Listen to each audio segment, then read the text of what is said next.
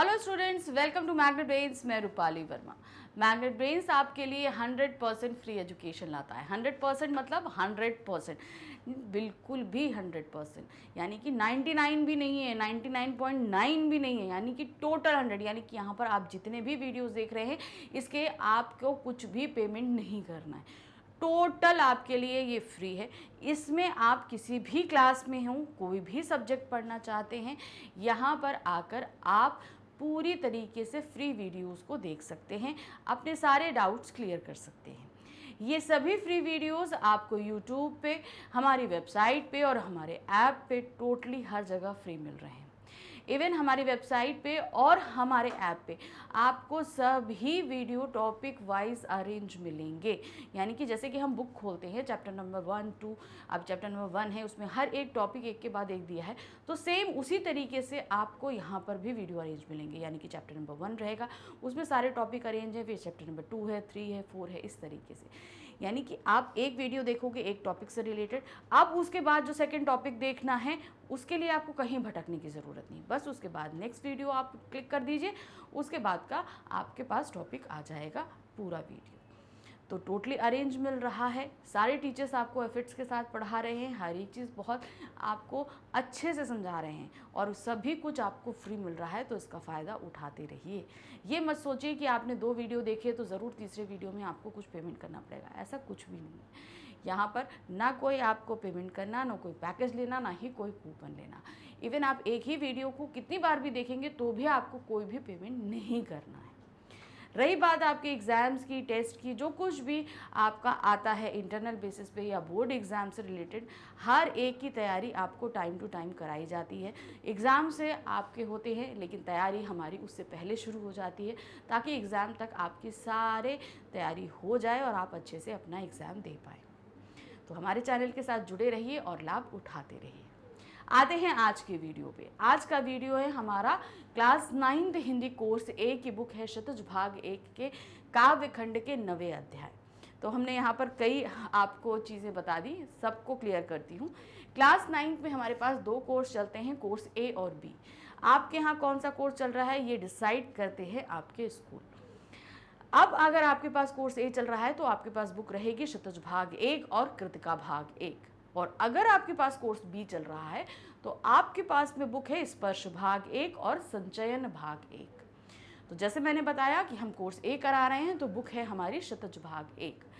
तो शतज भाग 1 का आज हम कर रहे हैं काव्य खंड। ये बुक हमारी 2 खंडों में विभक्त है, गद्य खंड और काव्य खंड।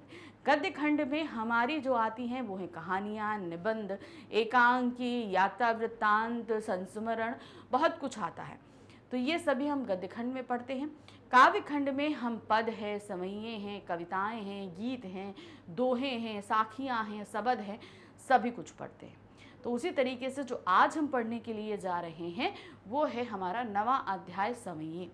ये समयें रसखान जी के हैं, इनको हमने अच्छे से पढ़ा हुआ है। कहने का मतलब इसके लाइन टू लाइन हमने अर्थ को समझा है, हमने इसकी व्याख्या को किया हुआ है, यानी कि डिटेल एक्सप्लेनेशन हम कर चुके हैं। उसके बाद बुक में पीछे जो क्वेश्चंस दिए रहते हैं उनको भी हमने सॉल्व किया है, यानी कि एनसीईआरटी सॉल्यूशंस भी हमारे कंप्लीट है। फिर हमने कंप्लीट चैप्टर रिवीजन किया। अब ये कंप्लीट चैप्टर रिवीजन क्या होता है? इस कंप्लीट चैप्टर रिवीजन में हमारे पास में रहता है पूरा अध्याय हम फिर से पढ़ते हैं और कुछ एक्स्ट्रा क्वेश्चंस करते हैं जो हमारी एनसीईआरटी से अलग है, यानी एनसीईआरटी बुक में नहीं दिए गए हैं लेकिन कुछ क्वेश्चन इसी चैप्टर से रिलेटेड है जो हम पढ़ चुके हैं। अब उसके बाद हमने किया एमसीक्यूज, यानी कि इस अध्याय पर जो है आपसे बहुविकल्पीय प्रश्न भी पूछे जाएंगे एग्जाम में, तो वो भी हमने इस चैप्टर के करवा दिए।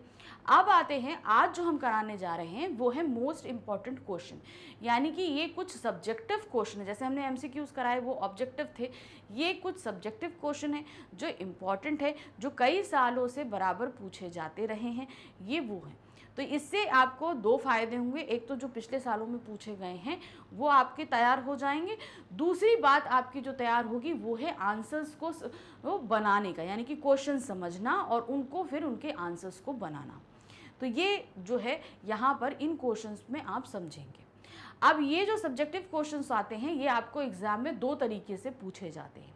पहला होता है जैसे हम काव्य खंड कर रहे हैं, तो ये रहेगा हमारा काव्यांश आधारित प्रश्न। तो यहाँ पर एक एक समय पर आपसे कुछ क्वेश्चन पूछे जाएंगे, उनको हम करेंगे।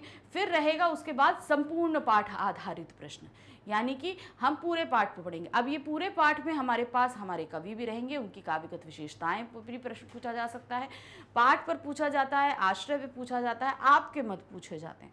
तो कई तरीके से वो प्रश्न भी रहेंगे। तो सबसे पहले जो हम शुरू कर रहे हैं वो हैं काव्यांश आधारित आपके प्रश्न। अब ये जो काव्यांश आधारित प्रश्न हैं ये दो तरीके से आते हैं, एक तो बहुविकल्पीय रहते हैं और एक आपके क्वेश्चन यानी कि सब्जेक्टिव रहते हैं। तो बहुविकल्पीय वाले हमने आपको एमसीक्यूज में कराए हैं। अब जो कराने जा रहे हैं वो हैं अति लघु और लघु उत्तरीय। अब आप कैसे समझोगे कि कौन सा अति लघु है कौन सा लघु है? तो जहाँ पर आपको 1 नंबर का क्वेश्चन आएगा वो अति लघु है, उसका आंसर आपको 20 to 25 वर्ड्स के अंदर करना है। 20 से लेकर 25 वर्ड्स के अंदर आप उसका आंसर करोगे। अगर आपसे वो 2 नंबर का प्रश्न पूछा जा रहा है तब आप 30 to 35 वर्ड्स के अंदर उसका आंसर देंगे। तो समझ में आ गया? नंबर के हिसाब से आप वर्ड लिमिट डिसाइड करेंगे और उसी के हिसाब से आप लिखेंगे। शुरू करते हैं। सबसे पहला काव्यांश हमारे पास में जो आ रहा है वो क्या है? मानुष हो तो वही रसखानी, बसों ब्रज गोकुल गाँव के ग्वारन। जो पशु हो तो कहाँ बस मेरो, चतय नित नंद की धेनु मझारन। पाहन हो तो वही गिरी को, जो कियो हरि छत पुरंदन धारन। जो खग हो तो बसो बसेरो, करो मिली कालिंदी कूल कदम्ब के डारे। तो अब यहाँ पर रसखान जी जो बोल रहे हैं कि हमारा जब अगला जन्म हो तो मैं क्या क्या बन सकता हूँ? मैं मनुष्य बन सकता हूँ, मैं गाय बन सकता हूँ, मैं पत्थर बन सकता हूँ। तो मैं जो कुछ भी बनूँ तो मैं कहाँ पर जन्म लूँ? तो पहला क्या बोल रहे हैं? मानुष हो तो वही रसखान, बसे ब्रज गोकुल गाँव के ग्वारन।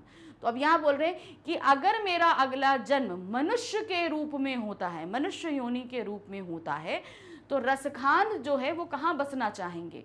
वो बसेंगे ब्रज में जाकर। ब्रज में जो गोकुल के जितने भी ग्वाले हैं, मैं वो ग्वाला बन के ही उनके बीच रहना चाहूँगा। दूसरा है, जो पशु हो तो कहाँ बस मेरो, चरे नित नंद की धेनु मझानन। और अगर मेरा जन्म पशु योनि में होता है जिसमें मेरा बस नहीं है, अगर मेरा इसमें होता है तो मैं गाय बनकर जो है मैं गाय बनकर जन्म लूं और रोज, नित मतलब रोज, नंद की धेनु यानी कि नंद बाबा की गायों के बीच में ही रहना चाहूंगा। जो उनकी गाय हैं मैं उन्हीं के साथ में मैं रहना चाहूंगा। पाहन हो तो वही गिरी को, जो कियो हरि छत पुरंदन धारो। और अगर मेरा जन्म एक पत्थर के रूप में होता है, अगर मैं अगले जन्म में एक पत्थर बनता हूं तो मैं कैसे जन्म लूंगा? मैं पत्थर बनूं तो मैं उसी पर्वत का पत्थर बनूं जिसे श्री कृष्ण ने अपनी छोटी उंगली में छत्र बनाकर धारण किया था। यानी कि गोवर्धन पर्वत को किया था। फिर है, जो खग हो तो बसेरो, करो मिली कालिंदी कूल कदम्ब की डारी। और अगर मैं खग यानी कि पक्षी बन के जन्म लेता हूं तो मैं जो है कहाँ बसना चाहूंगा? कालिंदी नदी यानी कि यमुना नदी के किनारे, कूल मतलब किनारे, और कदम्ब पेड़ की डाल पर ही अपना बसेरा करना चाहूंगा। क्योंकि उस यमुना नदी के तट पर श्री कृष्ण आते हैं, वहां रहेंगे तो मेरा उनसे दर्शन हो जाएगा। क्योंकि रसखान जी श्री कृष्ण के बहुत बड़े भक्त थे, इसलिए वो अपने अगले जन्म में श्री कृष्ण के ही इर्द गिर्द रहना चाहते हैं, उन्हीं के पास में रहना चाहते हैं। ये इच्छा उन्होंने इस समय में व्यक्त करी है। अब इस पर आधारित प्रश्न देखिए क्या है? सवैये का मूल भाव क्या है? ये जो सवैया हमने पढ़ा इसका मूल भाव क्या है? कवि रसखान अपने आराध्य देव श्री कृष्ण से अगाध प्रेम करते हैं। वह चाहते हैं कि युग युगांतर तक किसी भी परिस्थिति में कृष्ण और ब्रजभूमि तथा गोकुल के आसपास बने रहें। मैंने बताया ना, रसखान जी श्री कृष्ण के बहुत बड़े भक्त रहे। अब चाहते हैं कि भाई इस जन्म में तो मैं श्री कृष्ण के पास नहीं रह सका, लेकिन उनकी भक्ति मुझे प्राप्त हुई, लेकिन अगला जन्म जो है मैं श्री कृष्ण के सानिध्य में ही चाहता हूँ, उनके आसपास ही चाहता हूँ। इसीलिए वो कहाँ रहना चाहते हैं? वो ब्रज में, गोकुल में, कालिंदी नदी के किनारे। तो सभी कुछ जो है वो चाहते हैं कि उनके आसपास में ही रहें। ये इसका मूल भाव है और यही इच्छा उन्होंने इसमें व्यक्त करी है। प्रश्न संख्या 2 है, प्रस्तुत सवैये के काव्य सौंदर्य पर प्रकाश डालिए। अब ये जो सवैया हम पढ़ रहे हैं इसके काव्य सौंदर्य पर हमें प्रकाश डालना है। इसमें जो काव्य की रचना की गई है इसमें क्या क्या है, इसमें कौन सा रस है, कौन सा अलंकार है, कौन सी शैली है, कौन सी भाषा है, ये सब हमें बताना है। तो देखिए यहाँ कहाँ है, सवैये ब्रज भाषा में है। ये सभी चीज किसमें लिखी गई है, ब्रज भाषा में लिखी गई है। भाषा मधुर, कोमल, सरल और तथा सरस है। कवि की कल्पना शक्ति चमत्कार पूर्ण है, यानी कि वो जो कल्पना कर रहे हैं रसखान जी वो चमत्कार है, जो मतलब हम सोच नहीं सकते कि ऐसा होगा कभी, वो चीज उन्होंने यहाँ इमेजिन करी है। शुद्ध भारतीय काव्य स्वरूप का प्रतिपादन हुआ है, यानी कि यहाँ पर जो भारतीय शैली है वो हमें देखने को मिलती है। इसमें आप अलंकार भी देख सकते हैं, अनुप्रास अलंकार बहुत अच्छे से निकल कर आ रहा है, ठीक है, अलंकार है और साथ ही साथ यहाँ पे रूपक अलंकार भी है, दोनों अलंकार यहाँ पर देखने को मिलते हैं। प्रश्न संख्या 3 है, रसखान पशु पक्षी और पहाड़ के रूप में भी ब्रज का ही अंश क्यों बनना चाहते हैं, कि वो अगर पहाड़ बने यानी कि पत्थर बनते हैं, पशु बनते हैं, तो भी वो ब्रज का अंश क्यों रहना चाहते हैं, क्यों, क्योंकि वो श्री कृष्ण के आसपास रहते हैं, जहां श्री कृष्ण रहे वो उसी के आसपास रहना चाहते हैं। देखिए क्या है, रसखान पशु पक्षी और पहाड़ के रूप में भी ब्रज का ही अंश इसलिए बनना चाहते हैं ताकि वह श्री कृष्ण के साथ अधिक से अधिक समय व्यतीत कर सकें तथा उन्हें कृष्ण का सानिध्य प्राप्त हो सके और उन्हें कृष्णमय वातावरण के सुख का आनंद प्राप्त हो।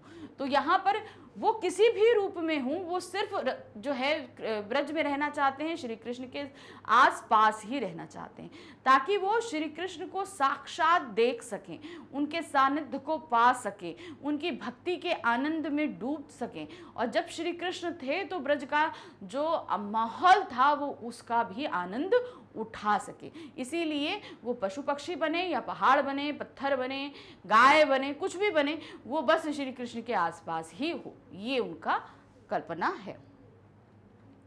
अब सेम इसी सवैये पे 3 और प्रश्न हैं। क्या है, गोवर्धन पर्वत को कृष्ण ने अपनी उंगली पर क्यों उठाया। अब उन्होंने बताया ना पुरंदन धारे, हरिछत्र पुरंदन धारे, तो उन्होंने गोवर्धन पर्वत को आखिर क्यों उठाया था, कारण क्या था, इंद्र भगवान जो है वो बहुत खफा हो गए थे, नाराज हो गए थे, क्योंकि श्री कृष्ण जी ने गोवर्धन जी की पूजा करवा दी थी। अब क्या हुआ इससे कि भाई मैं भगवान हूँ, मेरा होने, श्री कृष्ण गुस्सा हो गए तो उन्होंने बहुत ज़्यादा बारिश कर दी। अब जब बारिश कर दी तो सभी जितने गोकुलवासी थे वो बड़े डर जाते हैं, तो उनको बारिश से बचाने के लिए उन्होंने अपनी छोटी उंगली पर वो गोवर्धन पर्वत उठा लिया था और सब उसी के नीचे आ गए थे। तो देखिए क्या है, गोवर्धन पर्वत को कृष्ण ने अपनी उंगली पर ब्रज के लोगों को इंद्र के प्रकोप से बचाने के लिए उठाया था। वह इंद्र के क्रोध से गांव वालों को बचाना चाहते थे। तो देखिए अगर अति लघु आया तो आप इतने शॉर्ट में आराम से लिख सकते हो, अगर लघु आएगा तो इस कहानी को और आप ज़्यादा एक्सप्लेन कर दो तो वो उस तरीके से हो जाएगी, ठीक है। तो श्री कृष्ण ने इंद्र के प्रकोप यानी कि क्रोध से बचाने के लिए एक गोकुलवासियों को बचाने के लिए गोवर्धन पर्वत को अपनी छोटी उंगली पर धारण किया था। दूसरा प्रश्न है, मनुष्य का जन्म मिलने पर रसखान ने क्या इच्छा व्यक्त करी है। तो उन्होंने क्या, मनुष्य हैं तो वो गोकुल के जो ग्वाले होते हैं वो ही बन के जन्म लेना चाहते हैं और उन्हीं ग्वालों के बीच में रहना चाहते हैं। तो देखिए क्या है, मनुष्य जन्म मिलने पर रसखान वृंदावन में वहाँ के ग्वालों के रूप में ही जन्म लेना चाहते हैं, जिससे वह कृष्ण के साथ समय व्यतीत कर सके। तो किसे, श्री कृष्ण के साथ वो समय व्यतीत करना चाहते हैं, इसीलिए वहाँ के जो ग्वाले थे वो श्री कृष्ण के साथ गाय चराने जाते थे तो वहाँ उनका साथ मिलता था। तो वही चाहते हैं कि मैं भी वो ग्वाला बनूं और श्री कृष्ण के साथ गाय चराने के लिए जाऊं। प्रश्न संख्या 3 है, कवि किस पर्वत का पाहन बनना चाहते हैं व क्यों। किस पर्वत का बनना चाहते हैं, गोवर्धन पर्वत का। और क्यों बनना चाहते हैं, तो क्योंकि श्री कृष्ण ने ही उसे अपनी छोटी उंगली पर उठाया, यानी कि श्री कृष्ण ने उसको स्पर्श मात्र किया था, इसलिए वो पर्वत बहुत ही पूजनीय है, इसलिए वो उसको जो है धारण करना चाहते हैं। क्या है, कवि रसखान गोवर्धन पर्वत का पाहन अर्थात पत्थर बनना चाहते हैं, क्योंकि इसे श्री कृष्ण गांव वालों की रक्षा हेतु अपनी अंगुली पर धारण किया था, इसलिए वो उसका उसी पर्वत का पत्थर बनना चाहते हैं। अब हम आ गए अपने दूसरे गद्यांश पे, सॉरी काव्यांश पे। क्या है देखिए, पढ़ते हैं। या लकुटी अरु कमरिया पर ताज तिहुपुर को ताजी डालूं, आठों सिद्धि नवों निधि के सुख नंद की गाय चराही बिसारो, रसखान कबो इन आखिन सो ब्रज के बन बाग तडाग निहारो, कोटिक एकल घौत के धाम करील के कुंजन ऊपर वारे। तो अब यहाँ पर श्री कृष्ण की भक्ति, उनका सानिध्य यहाँ पर रसखान के लिए कितना जरूरी है, इसके लिए वो क्या क्या त्याग करने के लिए तैयार हैं वो बता रहे हैं। देखिए क्या है। या लकुटी अरु कमरिया पर राज तिहुपुर को ताजी डालू। श्री कृष्ण जब गाय चराने के लिए जाते थे तो उनके पास एक डंडा रहता था और एक काला कंबल रहता था जिसे वो ऊपर से करके डाले रहते थे। तो वही बोल रहे हैं, उस लाठी लकुटी कमरिया यानी कि उस कंबल पर जो है मैं तीनों लोक के राज को वार देना चाहता हूं। मुझे अगर कोई वो लकुटी कमरिया दे दे और तीनों लोकों का राज दे दे तो क्या होगा, मैं उस लकुटी कमरिया को चुनूंगा और इस पर जो है वो सारे तीनों लोक के राज को ठुरा दूंगा। आठों सिद्धि नवों निधि के सुख नंद की गाय चरावन बिसारो। तो बोल रहे हैं मुझे कोई बोल दे कि आप आठों सिद्धियां ले लो और 9 निधियां ले लो, यानी बोल दे 9 निधियां मतलब इस विश्व का संपूर्ण खजाना ले लो, और जो सिद्धियां हैं, सिद्धि मतलब उन सिद्धियों को प्राप्त करने से आप पूरे विश्व को अपने कंट्रोल में कर सकते हो। तो अगर आपसे ये कोई बोले मुझे कोई 8 सिद्धियां दे दे और 9 निधि दे दे तो भी मुझे उतना सुख प्राप्त नहीं होगा जितना सुख मुझे गोकुल, यहाँ दिया है सुख नंद की गाय चराए बिसारो, यानी कि जितना सुख मुझे नंद की गाय चराने में प्राप्त होगा उतना ये आठों सिद्धियों और 9 निधियों को प्राप्त करने से भी नहीं होगा। रसखान कबो इन आखन सो ब्रज के बन बाग तडाग निहाम। तो रसखान कह रहे हैं कि मैं अपनी इन आंखों से बस क्या करना चाहता हूं, ब्रज के वन बाग तालाबों को ही निहारना चाहता हूँ। मेरी जो ये आंखें हैं वो सिर्फ ब्रज का जो गांव है, उनके तालाब हैं, वन हैं, इन सभी को निहारना चाहता हूँ। क्यों? क्योंकि कभी श्री कृष्ण इन जगह पर रहे हैं तो ये बहुत ही सुंदर हैं, सुखमय हैं, तो मैं इन्हीं को देखते रहना चाहता हूँ। फिर आते हैं कोटिक एकल घौत के धाम करील के कुंजन ऊपर मारो। तो अब क्या है, जो वन थे यानी कि जो गोकुल के जो वन थे वहां पे कांटेदार झाड़ियां थी, तो उन कांटेदार झाड़ियों में श्री कृष्ण कभी आसपास से गुजरे होंगे तो उनके कपड़े कभी फंस गए होंगे, कुछ हुआ होगा। तो ये जो कांटेदार यानी भी ये दिया है ना, ये करील के कुंजन यानी कांटेदार झाड़ियां, इन कांटेदार झाड़ियों के लिए मैं कोटिक एकल घौत के ताम, यानी कि मैं सोने से बनी हुई करोड़ों जो धाम हैं उनको भी वार देना चाहता हूँ। कोई मुझसे बोले कि तुम 1 करोड़ सोने से बने मकान कोठियां ले लो या ये कांटेदार झाड़ियां ले लो, तो मैं इन कांटेदार झाड़ियों को ही चुनूंगा। क्यों? क्योंकि इन झाड़ियों में कभी श्री कृष्ण के वस्त्र फंसे होंगे, इसलिए ये झाड़ियां मेरे लिए ज्यादा प्रिय हैं। तो अब यहाँ पर आपको समझ आया कि वो श्री कृष्ण से कितना ज्यादा प्रेम करते थे, उनके आसपास होने वाली जो चीजें हैं उनके लिए कितनी प्रिय थी। अब इस पर जो है हमारे सामने क्या है प्रश्न। पहला प्रश्न है, कविता के आधार पर सिद्ध कीजिए कि कवि को अपने आराध्य कृष्ण की भूमि से गहरा लगाव है। अब भूमि से लगाव है, ये कैसे उन्होंने बताया? वो चीज़ उन्होंने सीधे सीधे बोल दी थी कि मैं सिर्फ यहाँ के वन बाग और तालाब निहारना चाहता हूँ, जो मेरी आंखें हैं। तो उन्होंने क्या बोला, कवि रसखान कृष्ण के भक्त हैं, उन्हें अपने आराध्य के से अनन्य प्रेम है, इसीलिए उन्हें कृष्ण भूमि के वन, पौधे, तडाग यानी तालाब, यहाँ तक कि कुंजों से भी गहरा लगाव है। तो सिर्फ ऐसा नहीं है कि जो श्री कृष्ण है उन्हीं से लगाव है, श्री कृष्ण जहाँ जहाँ रहे उन्हें उन सभी से लगाव है, चाहे वो वन हो यानी कि जंगल हो, तालाब हो, वहाँ के जितनी भी भूमि है वो सभी को, इवन जो कांटेदार झाड़ियाँ हैं उन्हें वो भी सबसे ज़्यादा प्रिय हैं। तो ये सारी चीज़ें ये बताती हैं कि उन्हें अपने जो श्री कृष्ण की भूमि है यानी उनके जो आराध्य हैं उनकी वो जहाँ जहाँ रहे वो भूमि भी उनको बहुत ज़्यादा प्रिय है। प्रश्न संख्या 2 है, कवि करील के कुंजों पर क्या न्योछावर कर देना चाहते हैं? तो उन्होंने क्या बताया है, सोने से बने महलों को भी न्योछावर कर देना चाहते हैं। करील के कुंजन अर्थात कांटेदार झाड़ियों पर वो सोने से बने महलों को भी न्यौछावर कर देना चाहते हैं।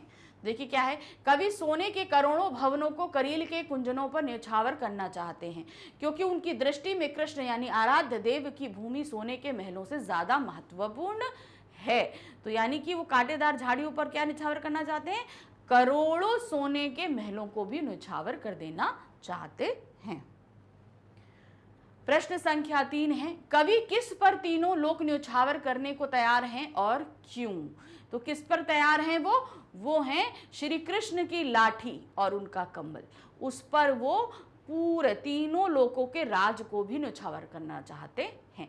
कोई बोले ना कि अगर तुमको भाई श्री कृष्ण की लाठी और कम्बल दे दें या तीनों लोग का राज लोगे, तो वो कहते हैं कि मैं राज नहीं लूंगा, मैं श्री कृष्ण की लाठी और उनका कम्बल लेना ज्यादा पसंद करूंगा। कवि श्री कृष्ण की लाठी और कम्बल के बदले तीनों लोगों का राज न्यौछावर करने को तैयार हैं, क्योंकि कवि हेतु कृष्ण की लाठी और कम्बल का महत्व अन्य सभी सांसारिक वस्तुओं से ज्यादा है। उन्हें और ये सारी चीजें इतनी प्रिय नहीं है, उनके लिए श्री कृष्ण की जो वस्तुएं हैं वो ज्यादा प्रिय हैं। अब सेम उसी समय पे 3 और प्रश्न है हमारे सामने। पहला प्रश्न है, कवि किन वस्तुओं को त्याग कर ब्रजभूमि पर निवास करने के लिए तैयार है? कौन कौन सी चीजें हैं जिनको वो छोड़ देना चाहता है और ब्रजभूमि पर रहना चाहता है? देखिए क्या है, कवि श्री कृष्ण की वस्तुओं के प्रति अपना सर्वस्व त्यागने को तत्पर है। वह तीनों लोकों का राज, 8 सिद्धियां, 9 निधियां व सोने चांदी के महलों को त्याग कर ब्रजभूमि पर निवास करने के लिए तैयार है।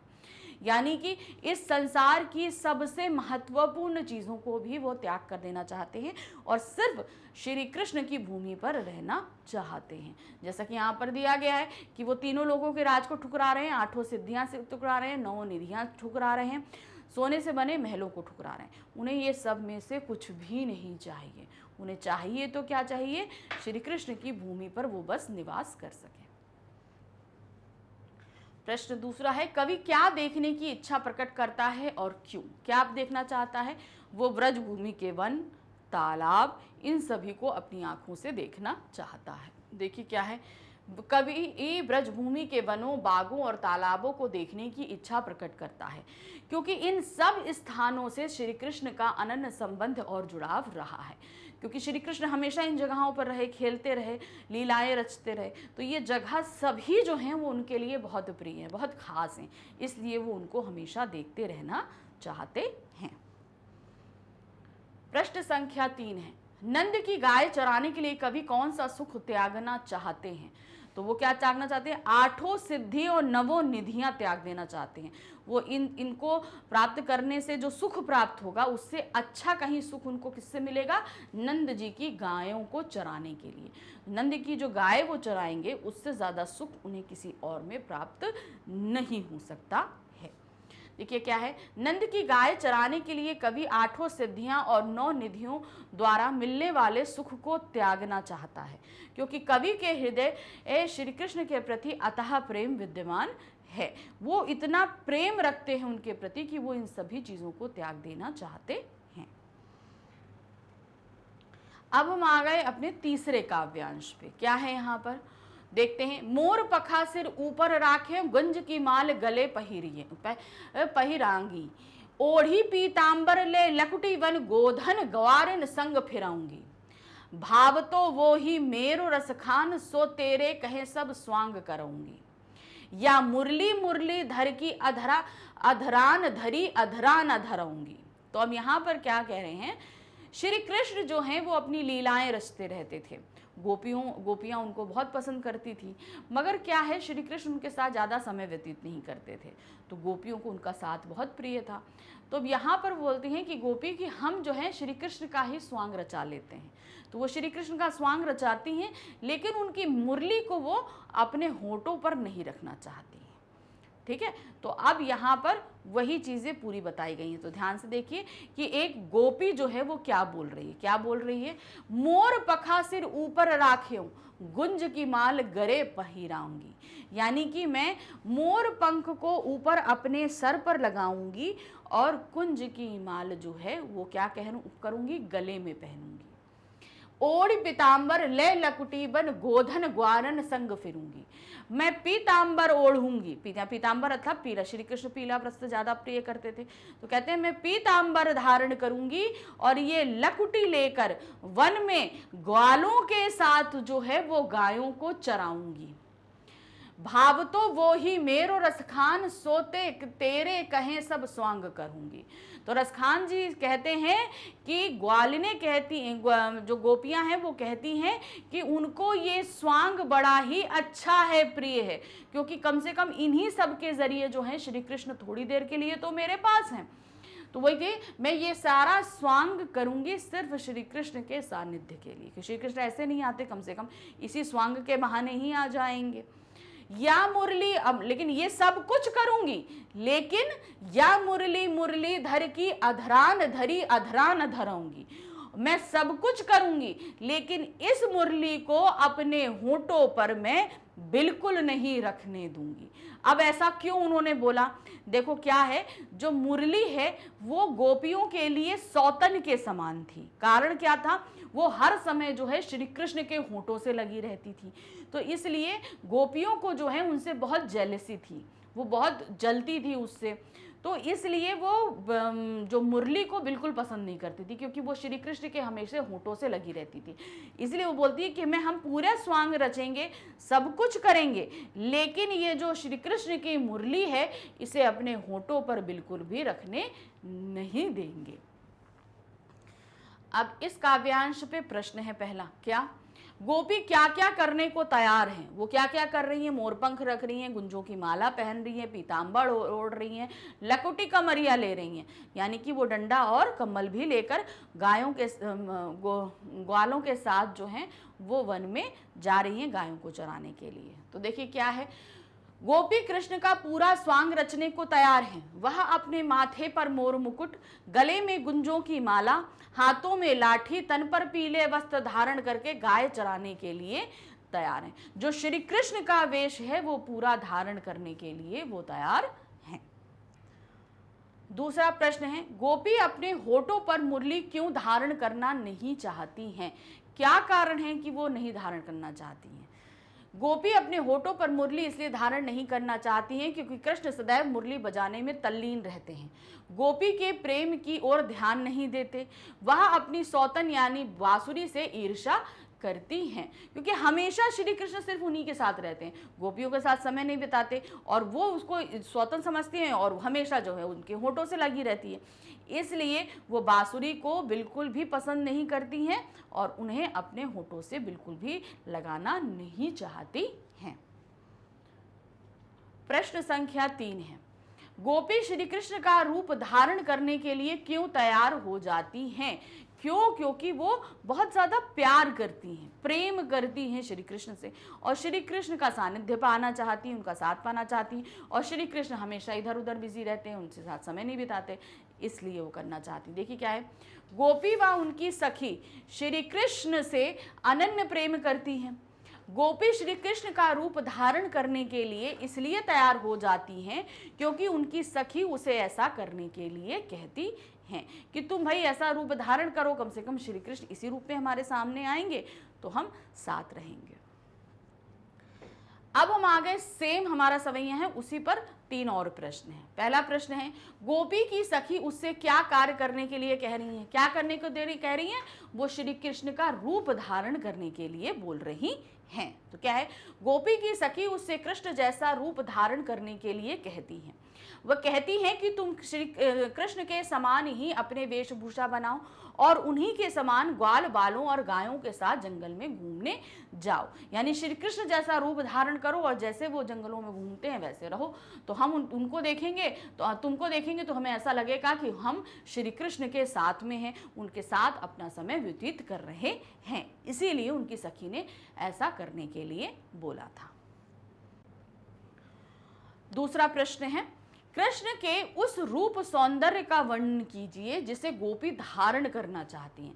अब श्री कृष्ण का रूप सौंदर्य कैसा है? सांवला रंग है, मोर मुकुट धारण है, बैजंती मालों गुंज की मालाओं का फूलों का माला पहना हुआ है उन्होंने, पीताम्बर वस्त्र ओढ़े हैं, हाथ में लाठी है, कम्बल है, यही सारा रूप था उनका और यही रूप जो है गोपियों ने धारण किया था। सिर पर मोर पंख का मुकुट, गले में गुंजों की माला, हाथों में लाठी तथा पीतांबर पहनकर गोपी कृष्ण जैसा रूप धारण करना चाहती हैं। तो जैसा उनका रूप है उस तरीके से उन्होंने धारण किया हुआ है। तीसरा प्रश्न है, गोपी क्या कार्य करने के लिए तैयार नहीं है? ऐसा कौन सा कार्य है जो उनको करना बिल्कुल भी पसंद नहीं है? कौन सा नहीं है? वो क्या है? मुरली को अपने होठों से लगाने का कार्य उनको बिल्कुल भी पसंद नहीं है। गोपी मुरली को अपने होठों पर धारण करने के लिए तैयार नहीं है। गोपी अपनी सखी से कहती हैं कि हे सखी, तुम जो रूप धारण करने के लिए कहोगी मैं वो रूप धारण करूंगी, किंतु उस मुरली को जो कृष्ण के होठों पर चढ़ी इतराती है इसे मैं अपने होठों पर धारण नहीं करूंगी। क्यों नहीं करूंगी? क्योंकि वो क्या करती हैं, उनको जो है मुरली से बहुत ज़्यादा ईर्ष्या भाव है। हमेशा वो श्री कृष्ण को अपने साथ बिजी रखती है, हमेशा उनके साथ रहती है, उनके होठों पर लगी रहती है, इसलिए वो मना कर देती है। कहती है कि मैं श्री कृष्ण जैसा पूरा रूप धारण करूंगी, लेकिन श्री कृष्ण जो मुरली लेकर चलते हैं, जो उनके होठों पर रखी रहती है, मैं वो अपने होठों पर बिल्कुल भी नहीं रखने दूंगी। अब यहां पर हमारे पूरे काव्यांश आधारित प्रश्न थे, हमने 3 काव्यांश रखे और 3 पर कम से कम 6 प्रश्न मैंने आपको बता दिए। अब हमारे पास में आ रहा है संपूर्ण पाठ आधारित प्रश्न, यानी कि जो हम पूरा पाठ पढ़ रहे हैं उस जो पूरा पाठ है उस पर आधारित प्रश्न पूछे जाएंगे। तो हमने आपको पहले ही बता दिया है कि इसमें आपका कवि परिचय रहेगा, उनकी काव्यगत विशेषताएं रहेंगी, ये पूरा पाठ रहेगा, इसका आश्रय रहेगा, इवन आपके मत भी इसमें पूछे जा सकते हैं। पहला प्रश्न है, पुनर्जन्म होने पर कवि की क्या कामना है? अगर उनका पुनर्जन्म हो तो उन्होंने क्या क्या कामना व्यक्त करी है? मनुष्य होते हैं, अगर वो मनुष्य बनकर जन्म लेते हैं तो वो क्या बनना चाहते हैं? ग्वाला बन के रहना चाहते हैं गोकुल में। अगर वो पत्थर बनकर जन्म लेते हैं तो वो गोवर्धन पर्वत पर जन्म लेना चाहते हैं, जिसे श्री कृष्ण ने जो है अपनी छोटी उंगली पर धारण किया था। अगर वो पशु बनते हैं तो वो गाय बनकर नंद की गायों के बीच में ही रहना चाहेंगे। और अगर वो पक्षी बनते हैं तो वो क्या करेंगे? कालिंदी नदी यानी यमुना नदी के किनारे पर कदम्ब की डाली पर अपना बसेरा करना चाहेंगे। तो ये पुनर्जन्म में वो ये करना चाहते हैं। देखिए क्या, पुनर्जन्म होने पर कवि चाहता है कि यदि मनुष्य रूप में जन्म हो तो वह ब्रज भूमि में ग्वाल बाल के रूप में जन्म ले, पशु हो तो नंद की गाय बने, पत्थर हो तो गोवर्धन का अंग बने और पक्षी हो तो उसका निवास कदम्ब के वृक्ष पर हो। अर्थात अपने आराध्य श्री कृष्ण का सानिध्य प्राप्त करने के लिए वह यानी कि कवि विभिन्न रूपों में व्रज का एक अंश बनकर आसपास ही रहना चाहते हैं। वो क्या चाहते हैं कि भाई मैं कोई भी रूप धारण करूं, बस मैं श्री कृष्ण के आसपास रहूं, यही उनकी कामना है। कोई भी योनि में जन्म लूं, कुछ भी बनकर अगला जन्म हो मेरा, तो मैं हमेशा इन्हीं रूपों में जन्म लेना चाहता हूं। दूसरा प्रश्न है, रसखान के लिए श्री कृष्ण ही नहीं उनसे संबंधित प्रत्येक वस्तु अनमोल क्यों है? अब देखिए, हमें अगर कोई भी व्यक्ति बहुत ज़्यादा प्रिय रहता है, हम किसी को प्रेम करते हैं, हम तो यहाँ व्यक्ति की बात कर रहे हैं, ध्यान दीजिएगा, कोई व्यक्ति अगर प्रिय है तो उसकी हर एक चीज़ हमारे लिए प्रिय रहती है। अब यहाँ तो हमारे आराध्य हैं जिनकी हम पूजा करते हैं, तो उनकी तो सारी चीज़ें हमारे लिए प्रिय होंगी। तो इसी चीज़ें उन्होंने बोला ना कि यह लकुटी अरु कमरिया, यानी कि जो उनकी लाठी है और उनका जो कम्बल है, उसके लिए वो तीनों लोकों के राज्य को भी ठुकरा देना चाहते हैं। तो इस वक्तव्य से ये पता चलता है कि श्री कृष्ण की जितनी भी वस्तुएं हैं वो रसखान जी को अत्यधिक प्रिय हैं। क्यों? क्योंकि वो श्री कृष्ण को बहुत प्रेम करते हैं, उनकी अनन्य भक्ति वो करते हैं। श्री कृष्ण के प्रति अनन्य भक्ति भावना के कारण रसखान के लिए श्री कृष्ण से संबंधित प्रत्येक वस्तु अनमोल है। वे श्री कृष्ण की लाठी व कम्बल पर तीनों लोक तथा गाय चराने के लिए 8 सिद्धियों और 9 निधियों से मिलने वाले सुख को भी त्यागने के लिए तैयार हैं। मतलब यहाँ पर आपको जितनी भी सिद्धियां सुख हैं ये सभी कुछ वो त्याग देना चाहते हैं। किस चीज के लिए? वो उनकी लाठी और उनके कंबल के लिए। प्रश्न संख्या 3 है, रसखान के पठित सवैयों के आधार पर बताइए कि सच्चे प्रेम के क्या लक्षण होते हैं। अब यहाँ पर सच्चा प्रेम जो हमने जो इनके सवैये पढ़े उसमें हम क्या देख रहे हैं? सच्चा प्रेम ऐसा कि मतलब हम जिसको प्रेम करते हैं उसी के इर्द गिर्द अपने आने वाले जीवन की कल्पना करते हैं, उसकी वो चीज़ हमारे लिए जो उससे संबंधित जो वस्तुएं हैं वो हमारे लिए बहुत प्रिय हैं, हम उसी के विचारों में हमेशा डूबे रहना चाहते हैं और उससे जो उसके आसपास चीज़ें हैं उन्हीं को हम प्राप्त करना चाहते हैं। तो देखिए क्या है, रसखान के पठित सवैयों के आधार पर कहा जा सकता है कि सच्चे प्रेम में गहरी तल्लीनता होती है और प्रेमी अपने प्रिय के जीवन में पूरी तरह समा जाना चाहता है। उसे अपने प्रिय की प्रत्येक वस्तु, उसकी प्रत्येक गतिविधि से प्रेम होता है, चाहे उसकी जितनी भी वस्तु हैं उसका जो कुछ भी करता है वो उसके लिए बिल्कुल प्रिय है। प्रेमी अपने प्रिय के लिए सब कुछ त्यागने को सहर्ष तैयार रहता है, वह किसी भी बहाने से उसका सानिध्य प्राप्त करना चाहता है। कोई भी उसकी जो चीज़ें हैं वो अगर वो मिल जाएं तो उसके लिए कोई भी आप महत्वपूर्ण चीज़, जैसे उन्होंने बोला ना लकटी कमरिया के लिए वो तीनों लोग त्याग देना चाहते हैं, गाय चराने का जो सुख है उसके लिए वो 8 सिद्धियां 9 निधियां त्याग देना चाहते हैं। मतलब इतनी महत्वपूर्ण चीज़ों को त्याग देना चाहते हैं सिर्फ किसके लिए? वो श्री कृष्ण की जो अनमोल चीज़ें हैं, जो उनका सुख है, उनको प्राप्त करने के लिए। तो ये सब यही तो सच्चा प्रेम हुआ, सच्ची भक्ति हुई कि हम उसका सानिध्य पाने के लिए सब कुछ छोड़ दें। इसको प्रैक्टिकली आप सोचिए, यानी कि आपको जिसका साथ ज़्यादा पसंद है, आप जिसको ज़्यादा प्रेम करते हो, उसका साथ पाने के लिए आप क्या करते हो? ठीक है ना। जैसे मान लीजिए आपको कोई फ्रेंड का साथ बहुत पसंद है, मान लीजिए जो भी फ्रेंड है उसके साथ आपको गॉसिपिंग करना या कुछ गेम्स खेलना या आउटिंग करना आपको पसंद है, ठीक है। अब क्या होगा, अगर आप उसको बहुत अच्छा लगता है आपको, तो आप उसका साथ के लिए क्या करोगे? अगर मम्मा बोलेगी चलो आज हम लोग मॉल घूमने चलते हैं, तो आप बोलोगे नहीं नहीं आज मेरा मन नहीं है, मुझे ये काम है। तो मॉल जाने का जो सुख है वो आपने त्याग दिया। अच्छे खाने का सुख, बाहर जाएंगे तो भाई अच्छा खाना भी पड़ेगा, वो सुख त्याग दिया। क्यों? क्योंकि आपको पसंद क्या था? अपने उस फ्रेंड के साथ टाइम एक्सपेंड करना। तो इसी तरीके से आप समझो कि रसखान जी को श्री कृष्ण का साथ कितना, उनकी चीज़ें कितनी प्रिय थी कि वो हर संसार के सुख को त्याग देना चाहते थे। प्रश्न संख्या 4 है, नंद की गाय चराने के लिए कवि कौन कौन सा सुख न्योछावर करना चाहते हैं? तो उन्होंने क्या बोला है? 8 सिद्धियां। 8 सिद्धि का मतलब होता है कि अगर वो सिद्धियां हमें प्राप्त हो जाएं तो हम विश्व की हर एक चीज, इस ब्रह्मांड की हर एक चीज को अपने कंट्रोल में कर सकते हैं। 9 निधियां, यानी कि 9 निधि का तात्पर्य है इस संपूर्ण विश्व का खजाना, वो भी वो त्याग देना चाहते हैं सिर्फ नंद की गायों को चराने के सुख को प्राप्त करने के लिए। नंद की गाय चराने के लिए कभी 8 सिद्धियां और 9 निधियों का सुख न्योछावर करना चाहता है। गाय चराने की क्रिया श्री कृष्ण के कर्म से संबंधित है, इसीलिए वह कहता है कि अपने आराध्य के कर्म को अपनाने से अधिक सुख कर और क्या हो सकता है। तो ये यहाँ पर बताते हैं कि इतना सुख हमें किसी चीज में और प्राप्त नहीं हो सकता है। प्रश्न संख्या 5 है, गोधन ग्वारिन संग फिरौंगी का आश्रय स्पष्ट समझाइए और इसमें प्रयुक्त अलंकार का उल्लेख कीजिए। अब आपको ये जो पंक्ति है इसका मतलब आपको बताना है और जो अलंकार इसमें इस्तेमाल हुआ है वो बताना है। तो देखिए क्या है, गोधन ग्वारन संग फिरौंगी से आश्रय है गायों यानी गोधन एवं ग्वाल बालों यानी ग्वारिंग के साथ जंगल में घूमने से है। यानी कि जब गोपी श्री कृष्ण का रूप धारण कर लेंगी तो वो गायों को लेकर गोकुल के जो ग्वाले हैं उनके साथ वो वन में फिरने के लिए जाएंगी। ये चीज थी।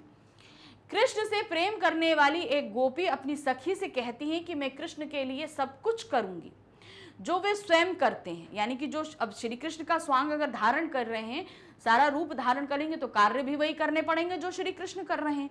तो श्री कृष्ण का जो रूप हमने धारण कर लिया, उसके बाद उनका कार्य क्या है, वो ग्वालों के साथ गाय चराने के लिए जाते हैं, तो वो भी करूंगी। इसी क्रम में वह कहती हैं कि वह गायों एवं बाल ग्वालों के साथ वन वन घूमने के लिए तैयार है। गोधन ग्वारन संग फिनुंग में अनुप्रास अलंकार है। कैसे है देखिए, यहाँ पर गोधन का गो और ग्वारिन का गा, यहाँ पर गा वर्ण की आवृत्ति 2 बार हुई है, इसलिए यहाँ पर अनुप्रास अलंकार होगा। प्रश्न संख्या 6 है, क्या दिया है? कवि रसखान के अनुसार गोपी कृष्ण का सब स्वांग भरने को तैयार हैं, लेकिन वह मुरली क्यों नहीं अपनाना चाहती और क्यों? आप बताइए। देखिए, वो पूरा स्वांग रच लिया है, लेकिन वो बोलती हैं कि इस मुरली को हम अपने होठों पर नहीं रखेंगे, क्योंकि यहाँ पर उसका कारण क्या है? देखिए, श्री कृष्ण हमेशा मुरली बजाने में तल्लीन रहते हैं और इसके कारण वो गोपियों के साथ टाइम एक्सपेंड नहीं करते, उनके साथ समय नहीं बिताते। तो इसलिए गोपियां जो हैं वो मुरली को बिल्कुल पसंद नहीं करती, उसे अपने सौतन के समान मानती हैं, क्योंकि वो हमेशा श्री कृष्ण के होठों से लगी रहती है, उनको अपने में बिजी रखती है, वो गोपियों के पास आने नहीं देती, इसलिए वो उसको सौतन मानती हैं। इसीलिए वो बोलती है कि हम पूरा स्वांग रचेंगे, लेकिन इस मुरली को अपने होठों पर बिल्कुल भी नहीं रखेंगे। कवि रसखान के अनुसार गोपी कृष्ण का सब स्वांग भरने यानी रचने के लिए तैयार हैं, लेकिन वह अपने होठों पर कृष्ण की तरह मुरली धारण नहीं करना चाहती हैं, क्योंकि गोपी मुरली को अपनी सौतन मानती हैं, वह उससे ईर्ष्या करती हैं। कृष्ण सदैव मुरली बजाने में तल्लीन रहते हैं, जिससे वह गोपी से दूर हो जाते हैं।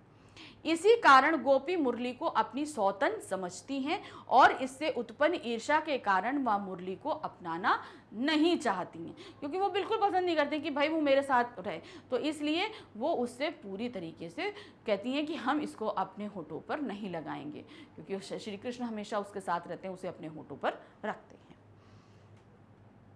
प्रश्न संख्या 7 है, गोपियों का कृष्ण की मुरली से जलने का कारण क्या है? जैसा कि मैंने अभी बताया, क्योंकि वो उसे हमेशा अपने साथ बिजी रखते हैं, अपने होठों पे लगी चढ़ी रहती है श्री कृष्ण के, इसलिए वो बिल्कुल पसंद नहीं करती हैं। गोपियां कृष्ण की मुरली से जलने का कारण है कि कृष्ण हमेशा मुरली बजाने में लीन रहते हैं, वे उनमें इतना खो जाते हैं कि गोपियों की ओर ध्यान ही नहीं देते हैं। उन्हें लगता है कि मुरली के कारण ही श्री कृष्ण उनसे दूर हैं, यानी कि श्री कृष्ण अगर वो मुरली के साथ बिजी नहीं होते तो आज हमारे साथ टाइम एक्सपेंड कर रहे होते, तो इसलिए उन्हें वो मुरली बिल्कुल भी पसंद नहीं है कि वो श्री कृष्ण अगर दूर हो जाए तो श्री कृष्ण हमारे साथ रहेंगे, और हमसे दूर होने का मेन कारण वो मुरली को ही मानती हैं। प्रश्न संख्या 8 है, सखी ने गोपी से क्या आग्रह किया है? अब सखी, भाई एक सखी ने दूसरी सखी से क्या कहा कि तुम जो है श्री कृष्ण का स्वांग रचो और उनकी जैसे ही क्रियाएं करो, अर्थात जैसे वो गायों को लेकर लाठी और कम्बल लेकर वो जाते हैं ग्वालों के साथ गाय चराने के लिए, वो करो, तो उनका पूरा स्वांग रचना है और जो उनकी क्रियाएं हैं वो तुम्हें करनी है। तो ये एक सखी दूसरे सखी से बोलती है। देखिए क्या है, सखी ने गोपी से आग्रह किया था कि वह कृष्ण के समान अपने माथे पर मोर मुकुट, गले में गुंजों की माला, तन पर पीले वस्त्र और हाथों में लाठी धारण करके ग्वालिनों के संग घूमे। वह अपनी सखी के आग्रह करने पर सब कुछ करने को तैयार है, केवल मुरली धारण करने को तैयार नहीं है, अर्थात वो सब कुछ करना चाहती हैं लेकिन मुरली को धारण नहीं करना चाहती हैं, कि मतलब वो पूरा रूप धारण कर लेंगी और गाय चराने भी जाएंगी। प्रश्न संख्या 9 है, कवि रसखान की नायिका अपने होठों पर बांसुरी क्यों नहीं रखना चाहती? सेम वही कारण अभी जो हम बता रहे हैं। देखिए, एक ही तरह के प्रश्न को अलग अलग करके पूछा जा रहा है। गोपियों को हमेशा श्री कृष्ण के होठों पर रहने वाली बांसुरी सौतन के समान लगती है और श्री कृष्ण के प्रति अपने अनन्य प्रेम के कारण वे अपनी सौतन से ईर्ष्या करती हैं। इसीलिए गोपी अर्थात रसखान की नायिका बांसुरी को अपने होठों पर नहीं रखना चाहती हैं। अब देखिए, हम जिसको प्रेम करते हैं, अगर वो हमारे साथ टाइम ना एक्सपेंड करके किसी और चीज़ के साथ करेगा तो हमें वो चीज़ बहुत ही खराब लगेगी ना, बुरी लगेगी ना। तो वही चीज़ होती है। अब मान लीजिए आपका फ्रेंड है, आपको उसका साथ, आप सारे काम छोड़ के उसके साथ टाइम एक्सपेंड करने के लिए आए, लेकिन वो मोबाइल में लगा पड़ा है, मोबाइल में गेम खेल रहा है, सब आपके साथ बैठा तो है लेकिन आपकी बातें नहीं सुन रहा, ध्यान नहीं दे रहा, कुछ नहीं कर रहा। तो अब क्या होगा, आपको उस मोबाइल पर गुस्सा आएगा, सबसे पहले आएगा ना गुस्सा। तो वही चीज़ यहाँ गोपियों के साथ थी कि मतलब गोपियाँ क्या कहती हैं कि श्री कृष्ण तो हमारे हमारे साथ आते ही नहीं। कारण क्या है कि वो हमेशा मुरली के साथ बिजी रहते हैं, इसीलिए वो अब उस बांसुरी से बहुत नफरत करती हैं, सौतन मानती हैं, और सारा रूप धारण करने के बावजूद वो श्री कृष्ण के रूप का जो एक अंग है बांसुरी, उसे भी वो नहीं लेना चाहती हैं। प्रश्न 10, मुरलीधर किसे कहा गया है और क्यों? मुरलीधर कौन था? मुरलीधर का मतलब है मुरली को धारण करने वाला। तो अब यहाँ मुरलीधर श्री कृष्ण को कहा गया है क्योंकि उनके होठों पर हमेशा मुरली रहती है और वो बहुत ही अच्छी मुरली बजाते हैं। तो देखिए क्या है, श्री कृष्ण को मुरलीधर कहा गया है। वे यमुना तट पर बंसी बजाया करते थे। उनके उसी रूप पर गोपियां मुग्ध थीं। मुरली को धारण करने वाले अर्थात श्री कृष्ण सदैव अपने होठों पर मुरली धारण किया करते थे। मुरली की धुन जादू के समान है जिसे बचा नहीं जा सकता था। तो मुरलीधर कौन है? श्री कृष्ण, क्योंकि उनके लिए मुरली उनकी बहुत प्रिय थी और वो बहुत ही अच्छी धुन बजाते थे कि सब उन मतलब कहते हैं ना जादू था, सभी उसमें खो जाया करते थे। प्रश्न संख्या 11 है, रसखान के अनुसार गोपी के स्वयं को ना संभाल पाने का क्या कारण था? रसखान क्या कह रहे हैं कि गोपियां जो है वो खुद को क्यों नहीं संभाल पा रही। रसखान के अनुसार गोपियों का स्वयं को ना संभाल पाने का कारण यह था कि अनुपम सौंदर्य के स्वामी श्री कृष्ण जब मुरली की धुन मधुर धुन बजाते हैं एवं मुस्कुराते हुए गोपियों को देखते थे, तब गोपियों द्वारा स्वयं को संभालना कठिन हो जाता था। यह कृष्ण के प्रति गोपियों के अनन्य प्रेम को दर्शाता है। अब क्या है, श्री कृष्ण का रूप सौंदर्य तो बिल्कुल ऐसा था कि जैसे आप चुंबक की तरह कहीं खींचे चले जाओ। एक लोहा होता है ना, आयरन होता है, वो क्या होता है चुंबक से चिपक जाता है। तो उनका रूप सौंदर्य ऐसा इतना सुंदर थे वो कि हम खींचे चले जाएं। अब वो उसके ऊपर जो है वो ऐसी बंसी बजाते थे कि सुन के हर कोई उनमें तो आसपास सब कुछ भूल जाया करता था, वो सिर्फ उस धुन में ही खो जाया करता था। और अब ऐसी कंडीशन में एक तो इतना रूप सौंदर्य, इतनी मधुर बांसुरी, और उस पर भी वो किसी को देखकर मुस्कुरा दे, तो जो सामने वाला व्यक्ति होगा क्या वो अपने आप को संभाल पाएगा? बिल्कुल नहीं संभाल पाएगा। तो यही कंडीशन गोपियों की होती थी कि जब एक तो वो इतने सुंदरता के साथ जब इतनी मधुर बांसुरी बजाते थे और धीरे से मुस्कुराते हुए गोपियों को देखते थे, तो गोपियां अपना सुध बुध खो बैठती थी, उन्हें कुछ भी समझ में नहीं आया करता था। प्रश्न संख्या 12 है, गोपियां श्री कृष्ण की किन विशेषताओं से प्रभावित होती हैं? उनकी मुस्कान, उनकी मुरली की धुन, इससे वो सबसे ज़्यादा प्रभावित होती हैं। क्या है, देखिए, गोपियां श्री कृष्ण की मोहक मुस्कान और मुरली की धुन मधुर तान से प्रभावित होती हैं। श्री कृष्ण जब अपनी मनमोहक मुस्कान के साथ मुरली की मधुर धुन से लोकगीतों को छेड़ते हैं तो गोपियों का हृदय अनायास ही उनकी ओर खिंचा चला जाता है। अब वहाँ ये जो हमारा लास्ट समय था उसका इससे लिया गया कि एक तो श्री कृष्ण का सौंदर्य, उसके ऊपर उनकी धुन, तो ये जब होता था तो कहीं ना कहीं जो है वो पूरी तरीके से खिंची चली जाती थी। तो यहाँ पर श्री कृष्ण की जो विशेषताएं जिन पर गोपियाँ न्यौछावर हो जाया करती थी वो उनका रूप सौंदर्य था, बांसुरी की मधुरतान थी और श्री कृष्ण की मुस्कुराहट थी। और जब ये तीनों मिल जाते थे तो वो एक ऐसा रूप धारण हो जाता था जिसमें अनन्य सम्मोहन होता था और गोपियाँ अपना सब कुछ भूल बैठती थी।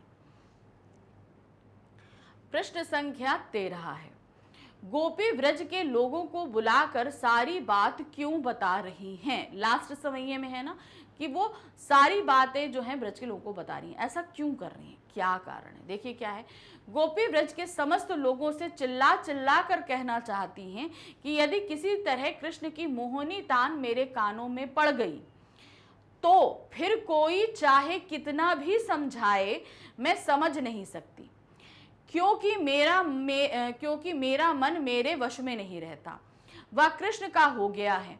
मेरा हृदय कृष्ण की मुरली की मोहनी तान के अधीन है, इस कारण कृष्ण के जादू से बचा नहीं जा सकता। अब देखिए क्या है, गोपियां ऐसा तो नहीं है सिर्फ श्री कृष्ण के लिए थी, भाई उनका परिवार था, गांव वाले थे, सब कुछ था।